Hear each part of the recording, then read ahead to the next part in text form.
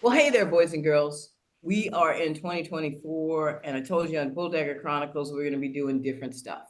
One of the things we're going to be doing is talking about something people don't like to talk about: money, finance. And so I want to introduce you to the person who I don't even know if she knows that I credit her with everything, literally everything that I have. And so I want to introduce you to my friend, who I think is finance wizard, Lori Johnson. But you got a new name because you got married. And what's this tweeds thing? You wearing tweed jackets now? I mean, what are you doing? I do have a tweed jacket, but I have not put it on. My wife and I, we got married in 2015, so I'm now Lori Johnston Corriveau. Oh, But we bought a farm during COVID, about an hour and 15 minutes from Boston, and it's in the area that Venus grew up. And it was a restaurant, and it was a hand weaving studio with sheep in the fields. thus They were tweed. in the tweeds. They were in the fashion industry, and now I'm in the house from the 1700s, and I have some of their artwork on the wall. That's amazing. I am so excited about that. I can't, I really want to see that place. So I hope I can get an invitation to it. Especially, I hope I can get an invitation after this interview.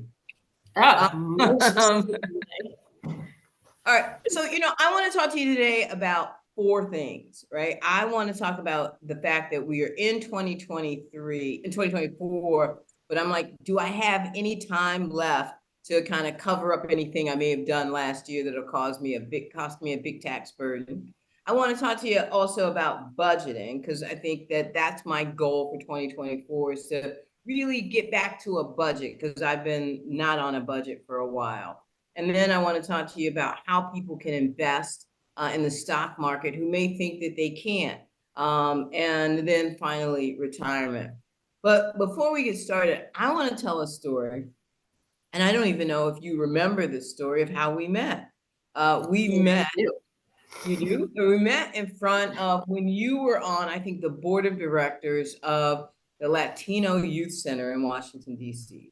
And they actually at that time had I guess, the sponsorship, or I don't know how they defined it, but they owned the Ben and Jerry shop on Capitol Hill, or they were the curators or custodians of the Ben and Jerry shop on Capitol Hill. And we were outside, and you came outside one day, and I was out there because I smoked, and I was chain smoking probably, and drinking coffee and eating ice cream.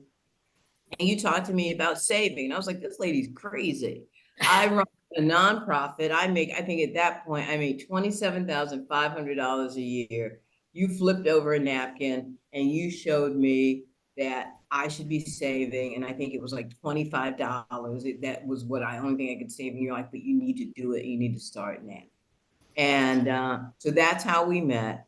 That's how I knew that you were the real deal. Because if you could get me to save, and then you also talked to me at that point, it was called Share Builder, about investing in Share Builder, which we're going to talk about a bit. It's like a shop, the Schwab slice account thing is now, but back then that was one of the few that was still out there. So tell me, Lori, 2023 is over. Is there any room for anybody to do anything at this point with their financial losses, or what should people be thinking about now as they prepare? Once the calendar turns into the new year, one of the things that is the most beneficial, if you have a little bit of extra money, if you have some sort of tax bill that you want to reduce, you are allowed to put money in an IRA up until tax date for 2023. So you can fully fund a 2023 IRA up until April 15th of 2024. You can also fund 2024, so you can kind of double fund it after January. So wait a minute. You keep saying IRA, and I don't know if everybody know what that is. That's an investment retirement account, right? It is. And as long as you have some earned income, you could put away 100%. If you earned like $6,500 in a year, you could put it all in an IRA. Obviously, that's not the norm, but that is the allowance that you could do for an IRA. Anything you earn, you can put in it. You can set them up anywhere. You can set them up at Schwab, Fidelity, your local bank could set up an IRA for you. You have limits to how much you could put in based on your age. If you're over 50, you get the bonus of being able to save more. If you're under 50, I think the limits for 2023 were 6,000 if you're under 50 and 7,000 if you're over. Right. So I want to slow walk this because, you know, some of the folks that are going to be watching this are, first of all, everybody should be getting a pen and a piece of paper and a pencil. Also, if you have questions, you just put them in the chat and we'll get them to Lori, because you don't want me answering your money questions because, you know, I'd be at the store spending your money because that's me. But all right, so I'm in 20, and I have up until April 15th tax day to put in, if I'm over 50, which I am, up to how much if I'm over 50, because I got it, it's like $6,000 if I'm under 50, but if I'm over 50. Over 50, 7,500 for 2023. Under 50, 6,500. And so what's the benefit of doing it? I mean, why would I want to, you know, look under my mattress and find my 7,500 and go put it in something? Okay, so this is, you know, a little bit complicated, especially if you haven't heard about IRAs before. There's two different types of IRAs. One is the Roth IRA. You have to, you know, make under $100,000 to be able to put money in a Roth IRA.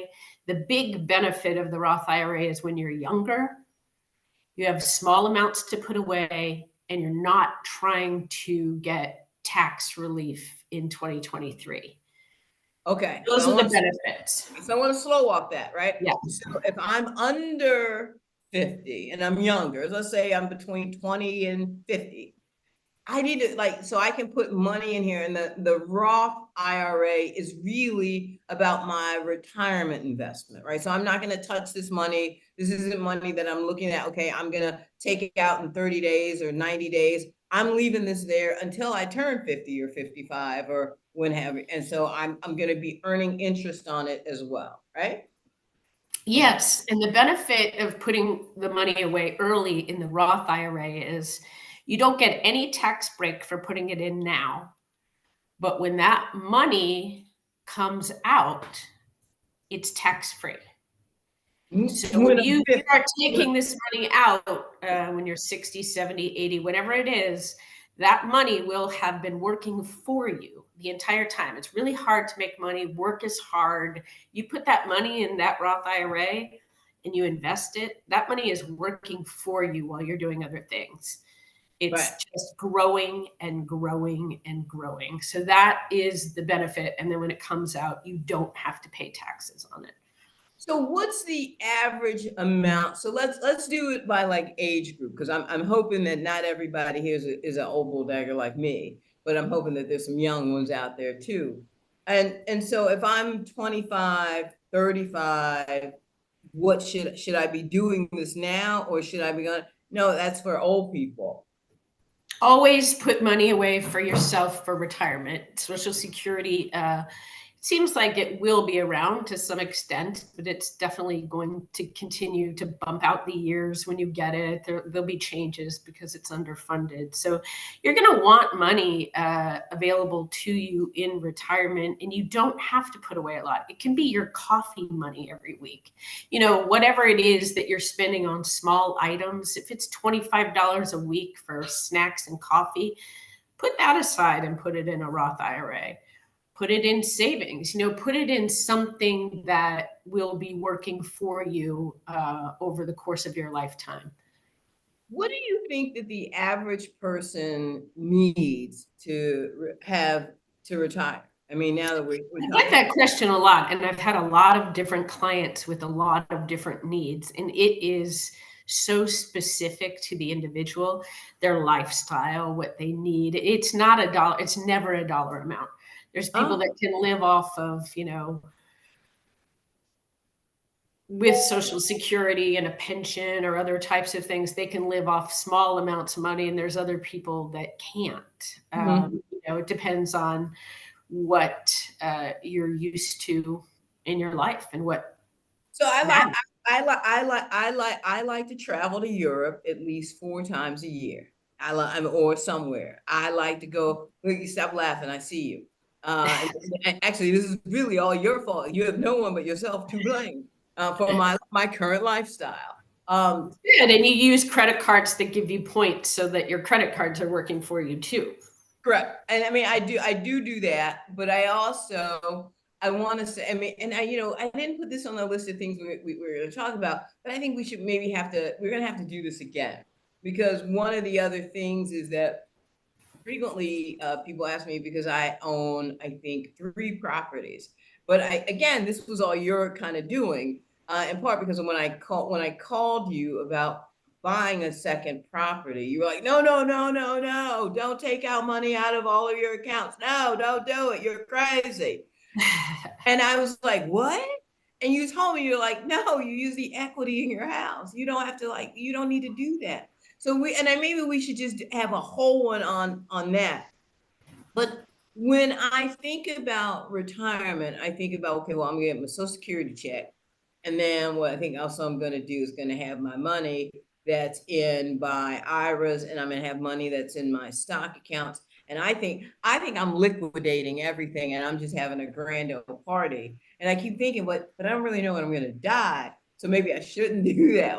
I'm selling everything, I'm cashing in everything, and I'm just gonna live La Vida Loca after I retire. And I'm like, well, wait a minute, but given how I live, how long is that gonna last with no earned income coming in? What do you tell people to do? Well, definitely, when you are retired, you're going to want to only take out pockets of money at a time, because for the most part, your retirement money, except for Roth IRA, is taxable to you. So it is an income. So your 401k is taxable to you. Your traditional IRA is taxable to you because you did not pay taxes on it the whole time you were putting it away. So that can be a big tax burden. Nobody should ever take all of their retirement assets out at one time, because not only will you be paying taxes on it, that amount of money, assuming it's large, is going to bump you up into higher tax brackets. So you're always going to want to take it out, slowly. Wow. Wow. Because now I'm tying us back to why we should be putting money in now, no matter how old you are, continue to invest into these Roth IRAs. But you're saying that we should do it, but when we pull that money out of the Roth IRAs, is that money going to be taxable? No, that is the one that isn't. All right. So the traditional IRA, which I didn't get to yet, that was the other type of IRA. So that is the good IRA to put your money in if your taxes are high in 2023. If you want to reduce your taxes, that will take a little money off your tax bill. It won't take the full 6,500 or 7,500, but it'll take some money off your tax bill. So that's great. You're not paying taxes. You get a tax benefit of putting it in. But again, like your 401k, which you can't put money in after December 31st for 2023, like your 401k, it comes out taxable to you. So if you're taking out $20,000 a year, and then you have Social Security that's like $15,000 a year, all of that is taxable income to you in retirement. So they get you, boy. they get you always. They're always going to get it. It's kind of like a casino, right? The house always wins. Correct. All right. So what do we learn here in this? That if you have up until tax day to put money into a Roth IRA, and you should, and you're probably going to you can max that out to 6,500, and you can do a Roth IRA at places like Schwab or like Fidelity, or even at your bank. And I've seen some of the. I want to tell people that I've seen some of the community banks, or because I live in a small town now, and so we have like a lot of community banks, and they have a better, I think, interest rate than some of the bigger banks on Roth IRAs and some of the other things. So I would check around on these interest rates, long term and short term. Let me ask you a question. Why do I do a Roth IRA, put my money in that into something instead of a short-term money market account or something like that? Can I put my money in a money market account for 30 days, 60 days, 90 days, roll that over into my Roth IRA right before the tax day? You can do that. Here's another thing that I wasn't specific about with the Roth and the traditional IRAs, both of which you can fund by tax time. You don't have to be risk averse in these accounts. You can buy Apple stock.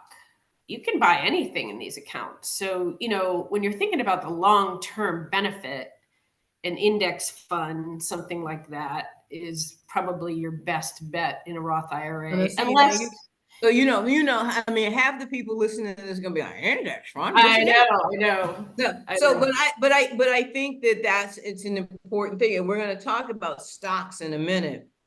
And I think that so looking at index funds, looking at what are they, ETFs or EFTs? I always get the letters wrong because I have dyslexia.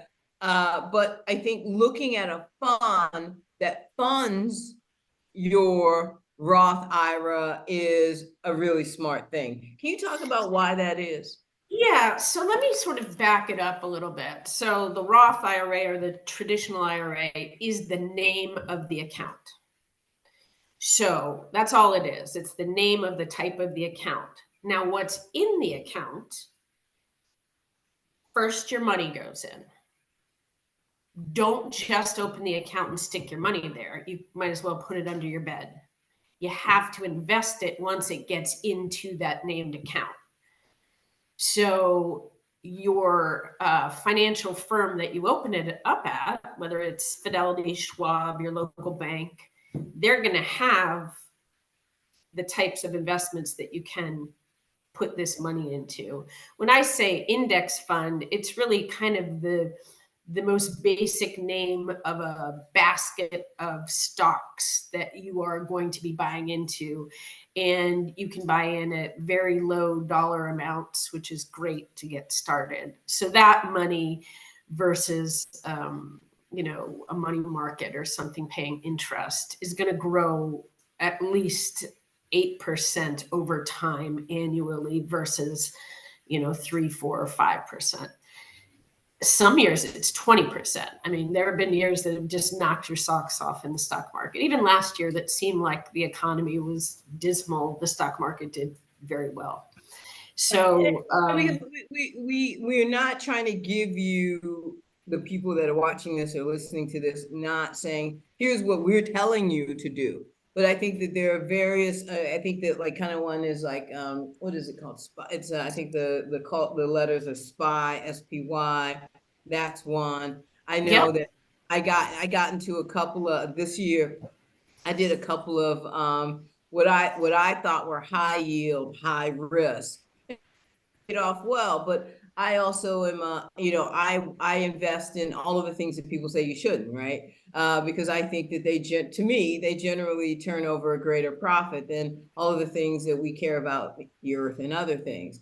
But I think if you look at where many of these funds are, I think they come in what I call red light, green light, yellow light, right? They come in high. There's a high risk one, like you're in a high risk pool. You're gambling hard with your money. It can go up and it can go down just as quickly. And then there are these moderate funds that are like, listen, they're going to be calm, like a calm seed. It's going to be a couple of percentage, and that's what it's going to do all year. And then there's don't do that. You don't want to do that. You don't want to do that with your money.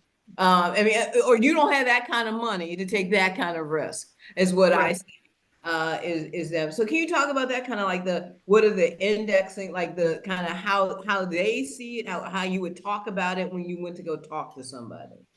Yeah, it's so great because when you get onto any of these sites, if that's how you're going in, usually people don't go in and talk to people anymore at institutions. They just get on a website and they show you those colors. They show you low risk. Do you want to sleep at night and know that your money never went lower than it is when you put it in? It always is growing. That's low risk. There's a Mhm. medium risk that'll have a different color, and they'll outline that as to what investments you should be looking at, whether you're low, medium, high risk. Tony, you're a very high risk investor. You always have been. It's worked out really well for you, but you go hard. You're like, that stock dropped to 90%. I'm buying it. And I love that because, over time it has worked really well for you. I don't tell everyone to do these things, but there's pockets of money that you start out with that are your core investments that need to grow, and then over time there's some what you might consider play money. Instead of going to the casino, maybe you could buy a stock that has dropped 90% and watch it go.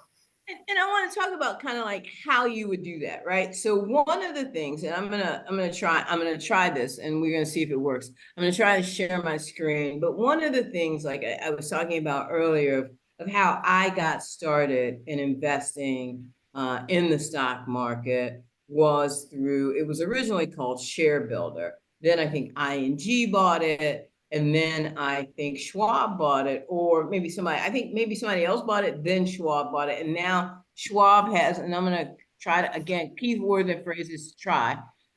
Here it is. I'm going to share my screen, and it's called a slice account, right?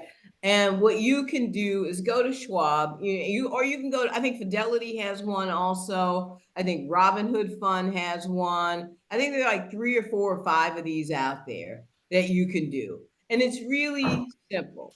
You go on here, and I think buy a single slice as little as $5 is what it says, right? And so you can go on here and start building a portfolio. Now, what I'd say, and this might be, and we're going to get Lori's advice because she's a professional, but what I do, and actually I got this from you. So if you back away from it now, I'm going to say that's not true, what you told me. I have a philosophy or theory about buying stock, which is more of a if I touch it, right? So like I own Starbucks because I touch it, particularly when I'm in an area where I like Starbucks. I own Nike because I like a lot of Nikes. I own shares in the company that owns Louis Vuitton and some of the other luxury brands, right? Because I buy it. So I'm like, I want to have an investment in it. I have, I think that is kind of one of my buying philosophies in stock. My other buying philosophy is kind of what Lori talked about, is that I might be watching the crazy guy that's on CNBC, and he might talk about banking and how it's going to be dead. And I'm like, well, how dead's dead these days? So maybe make a little investment and keep my eye on it for a couple of months. And if it starts to tick up, I'll buy some more. And when we kind of come back, I'll tell a little story about kind of where or how, kind of my best win on doing that. But Lori, do you want to talk about kind of like, what do you think about these kind of share building accounts, or kind of slicing accounts? Like I said, like Schwab, Fidelity, Robinhood, I think still has one. Robinhood, I'm not sure 100% about, but I know the other two, Fidelity and Schwab, do. And I tried to get Fidelity to give me a promo code, and I hope they will for folks that will do this. But I think to get folks investing in 2024 is a good thing, not a bad thing. And so let's, help people figure this one out. Yeah, I think that however an individual can be reached to start making that first step, that is the main component. Everybody should be taking some of their money and paying themselves first, which is investing. And that is important. So, however you get in, and I love the concept of buying what you know. I mean, obviously, you're going to know if they're shuttering up the stores that you're trying to, like, your Bed Bath and Beyond. Are you going to buy that? No, because it keeps closing everywhere, right?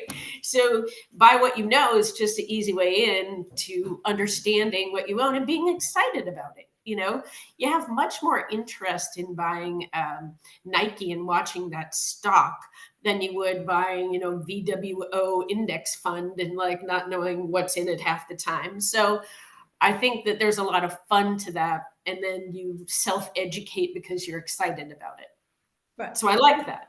Yeah, so one of the things that I bought, one of the stocks I bought in 2023 was a Hoka, the shoes, the company that makes those Hoka shoes. I think they're the ugliest shoe on the planet. I would never, I don't own a pair.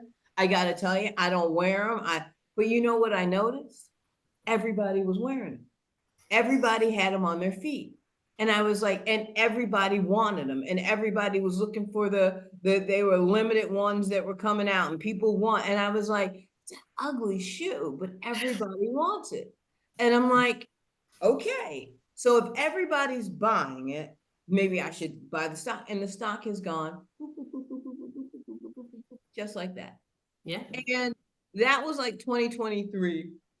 And the big one a couple of years ago, and I think you remember this, is that there was a company in China. It was basically the Starbucks of China. And they had a huge financial problem that was all over the news, all over The Economist, all over the Financial Times. The CEO, the financial manager got caught up in it.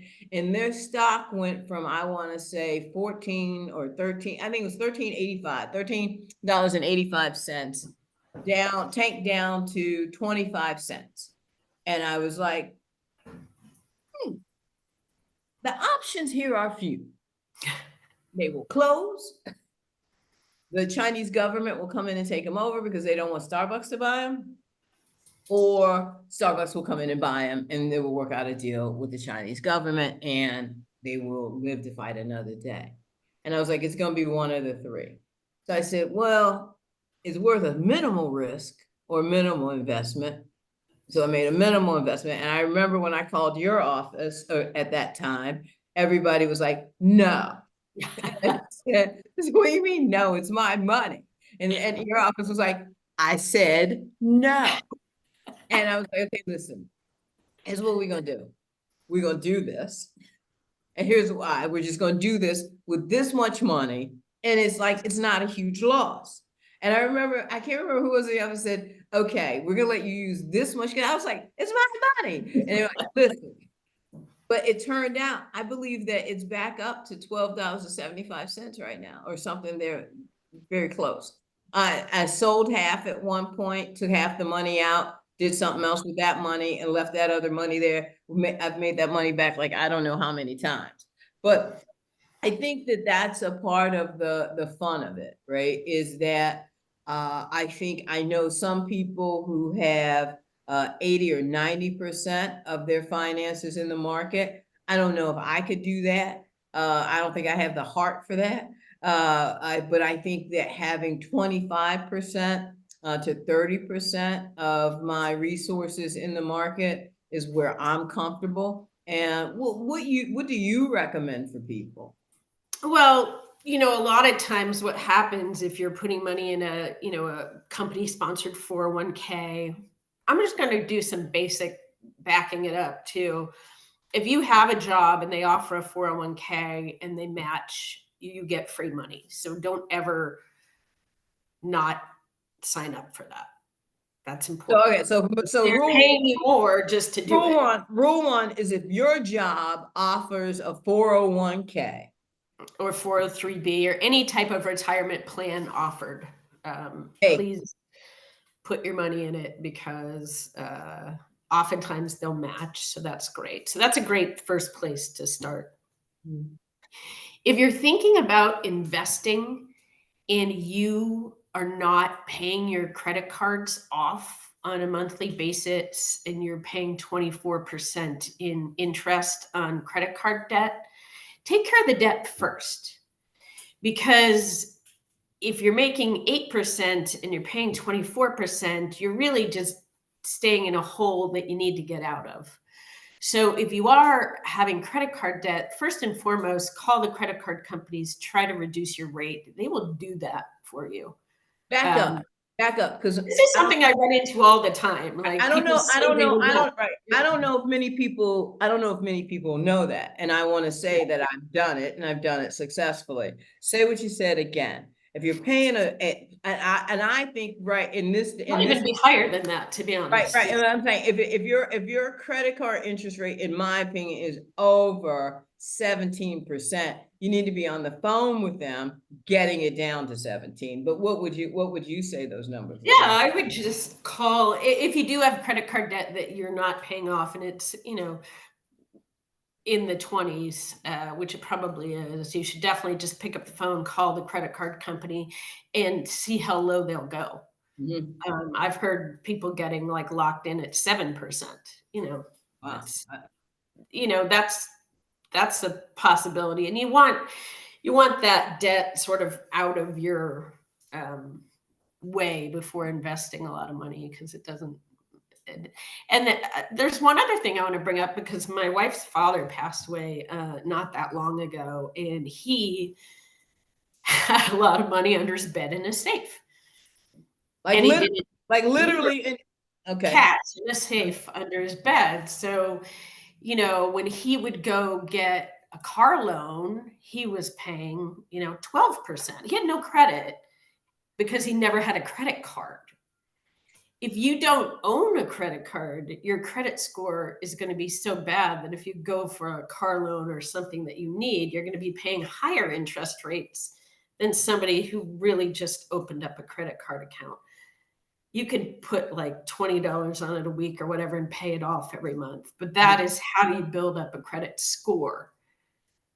And the credit score in our society it determines everything. Right. Determines like how much you pay for every single thing that you buy. Completely random question. Yeah. Is when did the credit score high go from 700 to 800? I missed it. I missed the because it's like at one point it's like if you had 700 credit score, or 703 or 710, you were the bee's knees. And now it's like no, that needs to be like 810. And it's like when did that Yeah. It's funny. It's 850 is the highest score you can get now. But if you're over 700, you're considered good. You're like a good risk. So you're going to get a decent rate.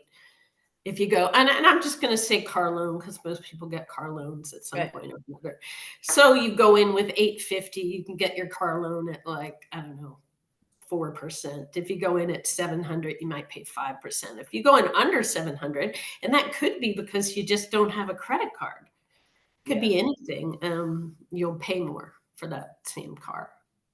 So now let's talk about this, right? So we're at getting a credit card and credit scores and all of that. Let's talk about budgets. Let's talk about kind of what I mean. I am the worst. And I really had told myself that that is on my goals list for 2024. Part of the reason I'm talking to you is that so I mean I got a whiteboard set up. Let me know if we're gonna need it. But I am like I'm just the worst. I know what my bills are, but if you told me to sit down and write you my budget like you did that day on 8th Street, it would probably be about the same. I'd be like, let's turn over a napkin. Here's what I think my rent, my mortgage is, Yeah. and and here's what I think my expenses are. And you would probably give me the same look. This is not a guessing game. What is it? And that was what you said to me, that there's a real number. And I was like, and I Yeah. would do the same right now. But Well, there's always, everybody's budget has fixed costs. So, even though you might not should I have them go at to the the top white of your should I head. go to the whiteboard or not go to the whiteboard about fixed costs? I think we could just talk about it. Let's just Yeah. So, there is that rent, mortgage, whatever it is, that's fixed. You Mhm. may not know the number, but you can look it up really quickly. You owe that every month. It's not going to vary. It is there. Your, real estate taxes or insurance, things like that, fixed. You will have your health insurance fixed. So you put all of those numbers at the top. So that, is your baseline, the core amount of money that you need to bring in. And then when you start going to those other things, you really have to pay attention. Like when you're talking groceries, restaurants, travel, bars, If you don't know how much money you have available to spend on those things, then how can you budget to save? Like, how do you know what's left over? So, it's an important practice or exercise. It's great to do at the end of the year because you get all those statements that show what your spending was for the entire year, plus how much you made. Simple time in January when, sit by the fire if you're where I am, or like sit on the beach if you're where you are, I'm kidding. Yeah, just write it down. There's 2 times a year that are great for like getting a hold of your budget. One is January, right after the end of the year. Get all those December 31st statements and start writing down the information that you need to know. Also, tax time. I knew one client that I think tax time and Oscars fall around the same time. The Oscars said that client would put all of their tax stuff out during the Oscar ceremony, and that's when they would pull it all together. It's a really good time, and budgeting is really important because you talk about all the other things about saving and investing, and that's your baseline. You don't know how much you have to save or invest without having a budget. So now I know this is like kind of a big leap, but I think it leads to budget, right? And the credit score and the planning and all of that. So I have one person on my team, at least that I know of anyway, that really, really, really wants to buy a house. And like he and I told him about like the NACA program, which lets you plan to buy a house, and I think a couple other programs. And I didn't know you could marry NACA and the Section 8 program for home ownership. People think that Section 8 is only for renting, but you can actually do home ownership with it too. So as people, particularly I think under 35 or under 30, are thinking about trying to buy a house, I think all of these things kind of lead up to your ability to buy a house: savings, planning, retirement planning, taxes, do you owe any, and budgeting.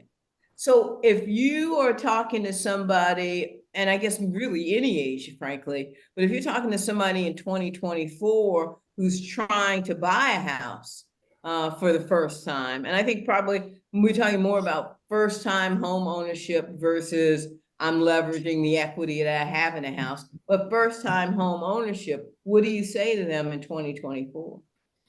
So first time home ownership is an excellent topic, and there are programs everywhere that can help provide benefits or extra money.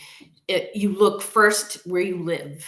So you go to your town or your city or whatever, and you type in and look for first time home ownership, like I don't know what you would call it, programs. Mm-hmm. Programs.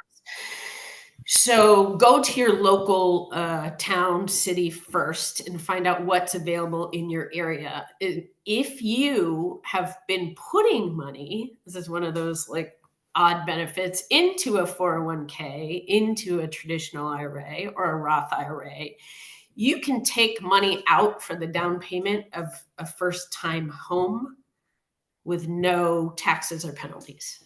That is moving one investment to another investment. That is not like losing out on your retirement. It is because your home could very well be the biggest investment you ever have. Mm-hmm. So when you're younger and you're trying to come up with a down payment, which is really hard, that is one area in which the government does allow you to take money out without paying taxes. So let's go back to where we started. So where we started was the importance of looking for and looking at these investment retirement accounts and looking at 401ks if your job offered one. So you're saying, is it the Roth IRA or the 401k? I want to be clear because I want to make sure people understand what you're saying. Ask that question again. Is it the so what account can I take this money out of for my first time house, for my first time home? A 401k, 403b traditional IRA.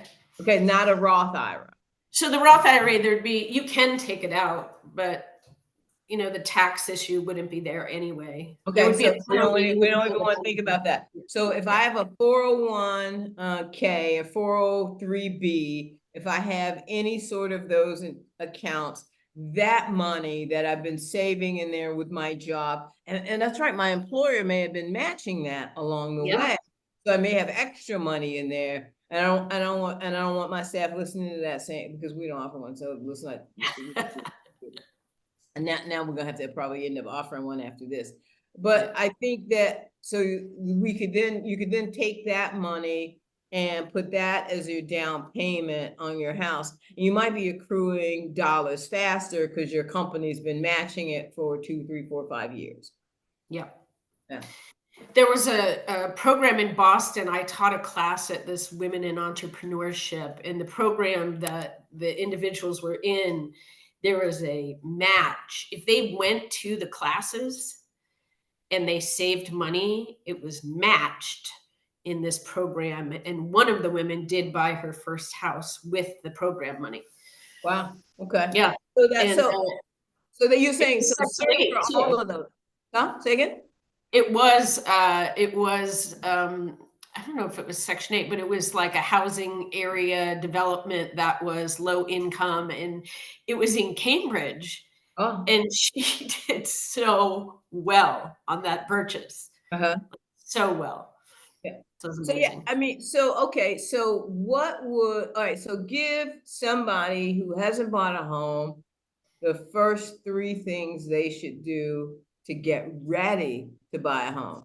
Because Check that's your credit score. You get to check your credit score once a year for free from all the credit agencies, Experian, Trans, whatever. I would just use Experian because they seem to be the biggest. But you definitely want to find out what your credit score is with that free check, just to see what you're coming in for. Get pre-approved at a bank, or wherever you have your banking relationship is probably the easiest place, or banks in the neighborhood that you're looking to buy.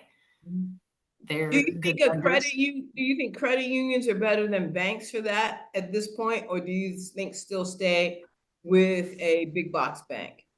It's funny. You can use a variety of different lenders these days and get, it's not necessarily that one is better than the other. You just have to shop around. If you go to bankrate.com, you can see a lot of, you can put in your zip code and see what rates are at local banks and credit unions. It's Bankrate, BANKRATE.com. And you're saying go there, and what you could be able to figure out maybe is what the rates or prevailing rates are at institutions in your zip code. Yeah. I mean, when I refinanced years ago, I used an internet lender. They had the best rate, and I went with it and, locked in some crazy low rate that was available at that time. Wow. Okay. So we always talk about the services you get, but I was like, I don't even know what that means for services from the board. It's just my bill. Well, if it's not brick and mortar, what do I get? Right. All right. So check my credit score, right? Mm-hmm. Look for the best lending rate around using the internet. Use the bankrate.com, or I could use just the Google machine. And then what would the third thing be? Well, then you want to find out how much you can afford. So that requires getting a pre-approval from, some lender. Just find out how much house you can afford, because then you can start your search in the right area. You don't want to go and find a house and then go through the whole lending process and realize you're not going to get approved for that loan. So you want to find out beforehand. It's easier, and then you can shop around. You come into it with more knowledge, and then you're going to the houses that you can afford. And if you come in with a pre-approval, you're more likely to get the house if there's a bidding war and other people don't have a pre-approval because they have to wait. Right. So, my first apartment I went to go look at, and I had some realtors showing me a place in Adams Morgan, and it was a studio with a Murphy bed, and I was very young and I was so excited, and I think I made like $18,000 a year, and I went in and I told them all this, and they said, you're poor. I was like, they're like, you can't afford this. But I was like, oh, I had no idea. Like Right. literally had no idea. I just was like, oh, I want this. And no, I mean, I remember when I bought my first house, I like literally woke up one day and said, "Oh, I'm gonna go buy a house." And I mean, fortunately for me, it was in the middle of the what later turned out to be the housing boom and then burst, right? But basically, it was a moment when anybody could basically write their name on a wet paper bag and get a mortgage. Because at that time, I really had no reason to get a mortgage at that moment. Because I literally woke up and said, okay, I'm going to go back to DC and I'm going to buy a house. And I ended up, actually, when I got my approval, they approved me for double the value of my house. And I was like, I don't want that. And they were like, you can max out at this number. And I was like, I don't want that much Yeah. loan. And I always have you in the back of my head. And these are things that I don't know if you said, but I've now attributed them to you. So I think that you said them. But I said I wanted to make sure that if I had to work at CVS and Costco, that I would still always be able to afford my mortgage. And that meant that my mortgage could never, ever exceed $3,000 a month. It couldn't in any way, shape, or form because I didn't know what was going to happen. But whatever number of jobs I needed to have, I felt like I could probably make a nut of $3,000 a month in rent come worst times. That was me having one job, two jobs, or three. I said I could figure this out. I could figure that out. Anything beyond that, I could not figure out and live. And so when they offered that more money, I was like, I don't want that. And I put a number in my head of what I thought my mortgage or how much house I could buy. And it was literally half the house. And I'm always grateful that I did that. Because I think that a lot of people overbought how much house they could really Yeah. afford. And there's lean years and there's good years in life, and everything changes. So it's always better not to try to do more than is comfortable. So, Lori, we're almost near the end of our time today, and I mean, I guess I always I tell people about you all the time, and I think I send 750 million people to you over the years to say, talk to her, she can help you figure it out. Um, and the reason I think is that I think so many times we don't talk about money. I think because we're afraid of it. And I think we're afraid of money because those that have it don't want to feel like a braggart or sound like that. And those that don't have it don't want to say they don't. But I think that the idea of protecting our money, the idea of earning money, and the idea of, I think, planning for retirement. Because I mean, I tell you, my money, my stuff around finance is always fear. I'm afraid of being homeless again. I'm afraid of being broke. I'm afraid of eating cat food in retirement. Because I saw some movie once and the lady was old and she didn't save and she had to eat cat food. And I was like, I just really don't ever, I just don't want to know what 9 lives taste like. Yeah. Not in pate form and not in any form. I just don't want to know it.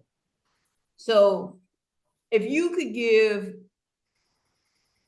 I'm going to say, let's do it generationally. All right. So give 20 to 30-year-olds some advice, 40 to 50-year-olds some advice, 50 to 75 some advice. And it might be different for each cohort. So if you're Yeah, it's 20, funny. I needed the whiteboard because I already forgot all the ages. But let me just like, wait, I'll give them to you again, and then you 20. So 20 to 30. What do you tell them? One of the things that you brought up is like talk about your money with your friends and your family. Talk about like what you're doing. Like be open about it. Talk about like how you're saving, where you're saving at, what rate you got. Like, don't make it some hidden topic that nobody talks about, because that'll make it easier for everybody. If somebody's like terrified and doesn't do anything with their money, then it'll be nicer to have these conversations. Definitely take advantage of any type of retirement plan that your work offers. Mhm. 100%. And then save outside of it. Build up a savings in your bank account so that if you lose your job or anything happens, you have a little bit of a cushion. They say 6 months to a year, but whatever feels right for you makes sense. And then, savings, and then start working on your retirement fund outside of your work once you've got the savings taken care of. If you want to buy a house, start, doing the homework and making sure that you're in line. And there are so many programs that give you free money, so don't forget about them or leave them out. Okay, all right. So, and let me ask you this, on that advice. Do I pay myself first? And meaning, do I invest in my savings account before I start paying the bills? Do I have a percentage set aside that I'm putting automatically into that 401k? Because that's what I do. I have money Automatic is that goes best. out of my check before I even see it, that doesn't get Yeah. built into my, but it's over there, and I never see it. I don't put it in my main checking account. I don't put it in my main savings account. It's actually in a different bank. So that I don't get to see it. Because if I see it, I'll be like, oh, I could go on that trip. Right. I could buy those shoes. And it's like, no, that's not for that. So what is your recommendation on that for, again, the younger 20, 30, 40, 50? Yeah, the automatic savings, the automatic, your checking should have money going automatically into savings. So it's moving it out of that account into a separate account. The 401k is automatic every month if you set that up, and make sure it's actually buying every month, not just sitting in cash. Critical. A lot of people don't follow through and it just goes into the money market and it's doing nothing. So make sure Right. you're actually investing it. Yeah, everything automatic just helps put it away. Okay. All right. And Now, if you're having children, I'm gonna bring that up too. The charts of individuals when they have children, they save money before they have children. They cannot save money when they have children until later on in life. So if all of a sudden you're worried because you have kids and all these extra expenses, it is very common that your ability to save goes down substantially. So your budgeting has to be even more on par. And then you have to think of 529s. It's a whole, there could be a topic of budgeting and debt and credit. There could be a topic of saving for retirement, or there could be a topic of college savings and things like that. because right, I was gonna say, because when you have a kid, there's also that other, I can't remember what the account is, but that you can start putting money into it. And when the kid turns 18, they can use it for college. If they don't go to college and they go to trade school, they can use it for trade school. And if they decide they're not going to do any of those things, they can take it and go to Europe and say, thanks for the savings. And there's a number of those types of accounts. There's UTMA, there's UGMA. They have different rules in different states, and there's 529 plans, which are great for. I mean, some people that don't even have kids, grandparents will use them as trust and estate planning, putting money in those. They're incredibly helpful. All right. So wait a minute. Okay, so we got the 20 to 30 years old. So what are you telling 30 to? What are you telling 30 to 50? Your house, if you're buying a house, is going to be a critical part of your investment. Definitely building up those retirement savings as much as possible over that span of time, because those are your key working years, supposedly between 40 and 50. If you're thinking about long-term care policies, which is another insurance type topic, don't ever look at them or try to buy them until you're 55 to 60. It's just too early. And All right, and last but not least, that 50 to let's go 50 to 60, 50, 75. What do we tell? Oh, 75 is like retirement now. So what are you telling those people that are getting pre-retirement? yeah, I mean, don't just let your statements pile up, or if you're online, going to someone and say, oh, I've never opened them, or I open them, rarely. Know what you have. Mm-hmm. Know what you've got. because that is going to be critical when you're planning your retirement. If you're retiring at age 70, don't start planning at age 69 as to how that's going to work out. Like, start 5 years before, 6 years before, or if you've been working with somebody, you're doing it the whole time. But if you haven't been working with anybody and you've been doing it yourself, make sure that you have a concept of what you're going to be living off of and where it's coming from. There's a lot of strategies that accountants use when you're in retirement, how to keep your taxes really low with different buckets of money providing you the retirement. So you need to know all of that before you retire. Don't just like wing it. Right. Right. And once you're retired, take it all, spend it, and go to Vegas. No, okay, no. Enjoy your life throughout the entire process. Enjoy your life, because that's what we are here for. That's what we have. You know, it's not all about money. It's about like those little moments that we can get. And sometimes money gets you those moments. Mm. Sometimes it doesn't, but you know, it's about like having a good life and feeling good about it. So Right. I'm on a, you know, I follow this guy, and I should remember his name, because he talks about experiences, and that what we should plan for is experiences. And I've really thought long and hard about that, and really tried to change the way I approach, frankly, life.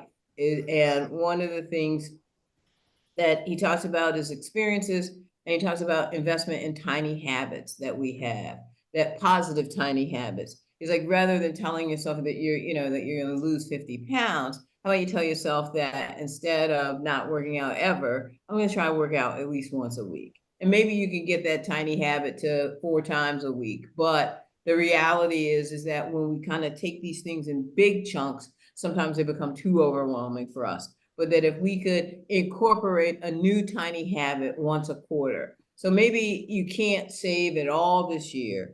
Maybe you can't figure it all out this year, but maybe what you can do is say, I'm going to go and I'm going to at least learn about investment accounts. Maybe you can't save it all, but maybe what you do is you say, all right, once a quarter, every 4 months, I'm going to save $100. And if you do that at the end of the year, you've got $400 that you didn't have before. And so maybe it's starting out small, which is what I always tell people, and then you can grow it. Like you said earlier, I am a very I love to take a risk in the stock market, but that doesn't mean I don't have a whole big cushion over here. I don't take a risk with it all. I take a risk with a portion of it. Because guess what? I like certain things. Like, I want to retire someday. What, and Lori, I feel like I never can say thank you enough to you. Because, and there were many lean years where I could not save, but I always came back to it, and I always came back to it because I don't ever forget that day that we were sitting, and I always credit you with not just, it's not like you did it for me or all that, or that I think we may not have even spoken for almost 10, 15, maybe even 20 years or something like that in the middle. But yeah. you were always in the back of my head. And I think every time, and I was like, whenever I had I was like, we call that Lori lady, because she knew about money. And and today, from home ownership, which I certainly didn't think I was going to do, certainly didn't think I was going to own multiple homes in multiple places in multiple countries. I didn't think I'm a kid from Southeast DC. I didn't see that coming at all. But the thing that you taught me was how to make money work for you. And that is the most brilliant and grateful lesson that you gave me. And I'm doing like this gratitude challenge that I'm doing on Facebook now. And I think today my gratitude message is for you, and the messages that you gave me about money. And most importantly, it was not to be afraid of money. And I think if you've never had money, you can be afraid of it. I think if you don't know money, and I think that lesson about talking about money is really, really important. because we don't talk about it. You know, if we don't talk to people and say, hey, you know what? When you buy a house, guess what? Take the equity and go buy the other house. Don't use cash. Yeah. Right? We don't know that because we don't talk about it. Mm-hmm. So what I want to do, first of all, is thank you. Thank you for what you've done for me personally. But also, I just want to thank you for the message that you've given the people today and taking an hour out of your busy schedule. And thank you. Congratulations on the property you and your wife have bought. I can't wait to see it. And honestly, I really do hope that you'll come back and do this again, and that we can break down some of these pieces in more detail. And I just want to say again, thank you. Anything you want to leave the people with on our way out? Well, I just want to say, you know, one thing that I was thinking about is in retirement, the thing that people that matters the most to people is that they're around the people that they love and that they can afford an ice cream cone or something that they love. Mhm. It's the small things. So, you know, I don't know, that was in my head, but I appreciate you, Tony. I appreciate following your successes, your career, everything you've done, which has been amazing, just incredible. And I'm just thankful that I met you. I'm Gratitude's going both ways today. Yeah, both ways. All right. Thank you, everybody. Hey, boys and girls, there's going to be a long form of this interview on YouTube. We're going to be cutting this up into different sections so that you can watch it on TikTok, Instagram, Facebook, but also you can catch the whole thing on YouTube at bulldaggerchronicles.com. It's also going to be there. It's going to be all over the place. Because this year is the what? It's the money year, and we're going to earn it. We're going to save it. We're going to prosper from it. But most importantly, we're going to leverage it. And that's where it's important. Thank you, everybody. And thank you so much, Lori.